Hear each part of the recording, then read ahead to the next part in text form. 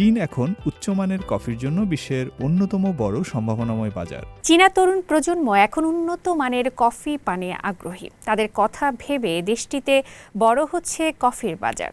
এবার সেই বাজারে নিজেদের আসন আরও শক্ত করতে চায় ব্রাজিলের কফি উৎপাদকরা।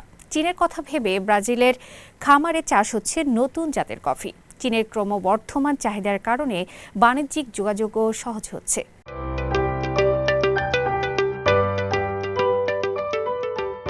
চীনা ভোক্তাদের মধ্যে উচ্চমানের কফির প্রতি আগ্রহ বাড়ছে, আর তাই ব্রাজিলের কফি সরবরাহকারীরা চীনা বাজারে প্রবেশের নতুন সুযোগ খুঁজছেন।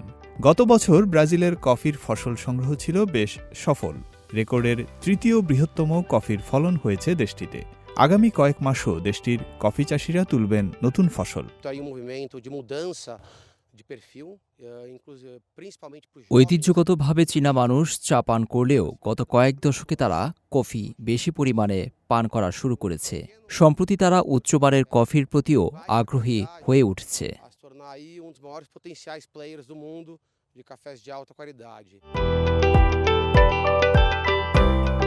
হেলিও আরও বললেন, তরুণদের মধ্যে ভোগের ধরনে পরিবর্তন এসেছে, যা এই বাজারকে বেশ সম্ভাবনাময় করে তুলেছে। চীন এখন উচ্চমানের কফির জন্য বিশ্বের অন্যতম বড় সম্ভাবনাময় বাজার। ডিসেম্বরে রোপণ করা নতুন একটি ক্ষেতে কাতুকাই নামের একটি বিশেষ কফি জাত চাষ করা হচ্ছে। স্থানীয় গবেষণা কেন্দ্রে উদ্ভাবিত এই হলুদ বীজের কফি উচ্চ চিনি উপাদানের জন্য পরিচিত। খামারের দায়িত্বপ্রাপ্ত কৃষি প্রকৌশলী জানান, এখানে টেকসই কৃষি পদ্ধতি অনুসরণ করা হয়, যা কফি উৎপাদন ও জমির জন্য উপকারী। খামারের ল্যাবরেটরি ও টেস্টিং রুমে বিশেষজ্ঞরা কফির মান নিয়ন্ত্রণ করেন এবং নতুন ব্লেন্ড তৈরির কাজ করেন। চীনা ভোক্তারা মানের ব্যাপারে খুবই সচেতন। তারা প্রাকৃতিকভাবে প্রক্রিয়াজাত কফি পছন্দ করেন, যার স্বাদ হবে ঘন, মিষ্টতা হবে বেশি এবং চকলেট ও ক্যারামেলের মতো ফ্লেভার থাকে।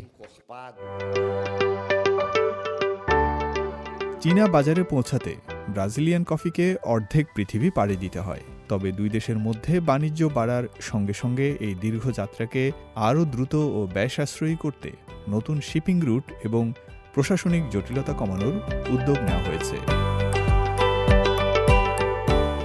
ফয়সাল আব্দুল্লাহ, সিএমজি বাংলা।